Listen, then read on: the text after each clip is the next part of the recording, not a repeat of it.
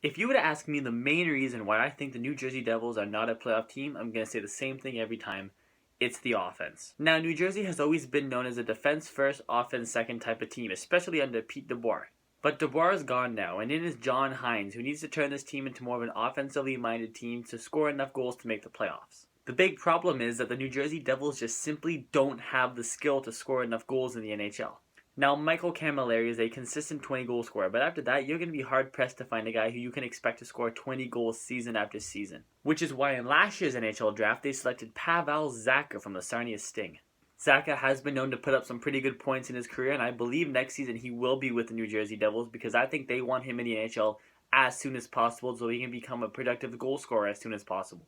But New Jersey has to remember that if he's really not ready for the NHL, he needs to stay in junior for another season or even go to the AHL if he's eligible to get some more experience, because if you rush him into the NHL too fast, just like with any prospect, you might ruin them. Now, the New Jersey Devils own the 11th overall pick in this year's NHL entry draft, and I believe with that pick they will trade it. I believe they're going to trade the pick because of one main reason, and that reason is their goalie, Corey Schneider. Corey Schneider is an amazing goalie, one of the best in the NHL, but he's almost 30 years old. So at this point, you don't really know how many spectacular seasons he has left in the tank. I think New Jersey knows it would be a damn crime to the organization to let Corey Schneider's prime years go by without even a playoff appearance. So sure, with the 11th pick, the New Jersey Devils could easily select somebody like Clayton Keller, a very offensively minded prospect. But it might take him a few years to become a full-time offensive threat in the NHL, and they need offensive help now if they want to make a playoff run with Corey Schneider still in his prime. So even though they are divisional rivals, I could see a trade working out between the New Jersey Devils and the Philadelphia Flyers. The Flyers are going to have to try to re-sign pending RFA Braden Shen. He's probably going to want a contract upwards of a little bit more than $4 million a season,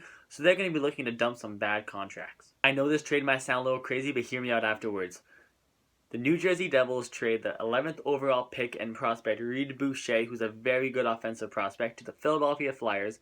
In return, they get Mark Streit, who has a terrible contract, and I know that the Philadelphia Flyers want to dump it, and forward Wayne Simmons. Now, I don't believe the Philadelphia Flyers have any interest in trading away Wayne Simmons, but to get rid of such a bad contract like Mark Streit, you're going to have to give up a lot of value with it. No team is going to take on another team's worst contract unless you're getting a great player or a prospect back. In this case, Wayne Simmons. If the Devils would really want that trade to work, they might even have to throw in a little bit more, like maybe a third or a fourth round pick. But that's a good trade for Philadelphia and New Jersey regardless. For the Philadelphia Flyers, this trade is all about the salary cap. You're getting rid of about $8 to $9 million in cap space alone just by trading away those two players, Streit and Simmons. And all you're getting back is a player on an entry-level deal and a top 15 pick.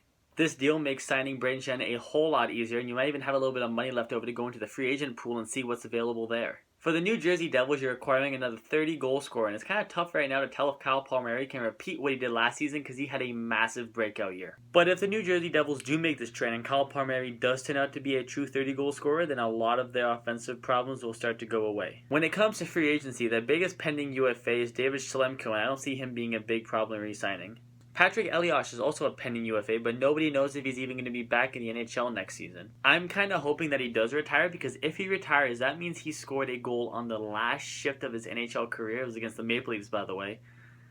That's just an amazing way to go out. They do have one big pending RFA, and his name is Kyle Palmieri, who had a breakout season last season.